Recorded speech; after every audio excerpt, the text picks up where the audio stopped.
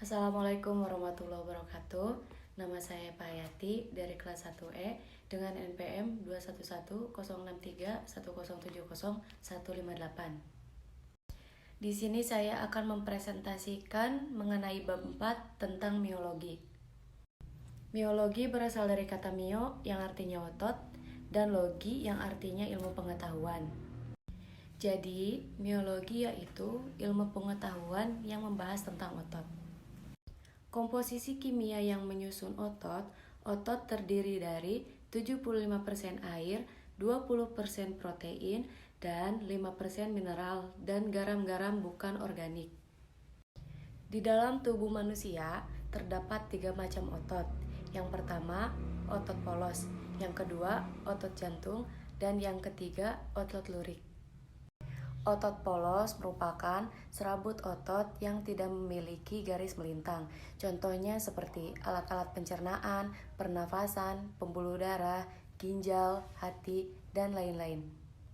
Yang kedua yaitu otot jantung. Otot ini kerjanya tidak di bawah kemauan manusia, tetapi terpengaruh oleh refleks. Yang ketiga yaitu otot lurik. Otot lurik juga disebut dengan otot sadar karena gerakan-gerakannya di bawah kontrol kesadaran atau kemauan manusia. Yang selanjutnya yaitu origo dan insertio. Origo merupakan ujung otot yang tidak dapat bergerak atau ditahan. Sedangkan insertio yaitu ujung otot yang melekat pada tulang yang dapat bergerak. Kemudian saraf pada otot. Serabut saraf merupakan bagian dari susunan saraf periferal yang menyebar dari inti selnya yang terdapat dalam sumsum tulang belakang. Tonus otot. Otot-otot pada waktu istirahat tidak rileks sempurna, tetapi masih dalam keadaan sedikit tegang. Maka dari itu, tonus otot ini membantu mempertahankan persendian dan otot dalam keadaan siap untuk berkontraksi apabila diperlukan. Kontraksi otot dapat dikelompokkan ke dalam kontraksi isometrik dan kontraksi isotonik. Kontraksi isometrik adalah suatu kontraksi otot di mana panjang otot tidak berubah, sedangkan ketegangan gerakan-gerakan yang nyata. Sedangkan kontraksi isotonik adalah suatu kontraksi otot yang tidak berubah. Yang selanjutnya yaitu pengelompokan otot berdasarkan fungsi otot.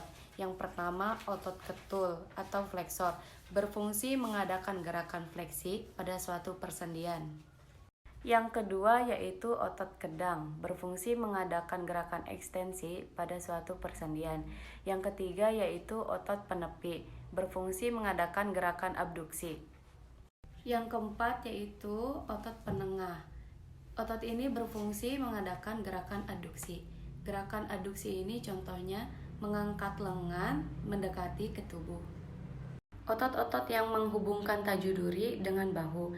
Yang pertama yaitu otot kerudung. Otot ini bentuknya seperti trapesium. Otot ini pipih atau ceper dan letaknya di bagian tengkuk atau punduk serta lokasinya langsung di bawah kulit. Otot-otot ini fungsinya untuk berkas-berkas atas menarik bahu ke atas. Yang kedua, berkas-berkas bawah menaik atau menurunkan bahu ke bawah. Aduksi tulang belikat, dan apabila tulang belikat ditahan pada tempatnya, maka otot ini akan menarik kepala ke belakang.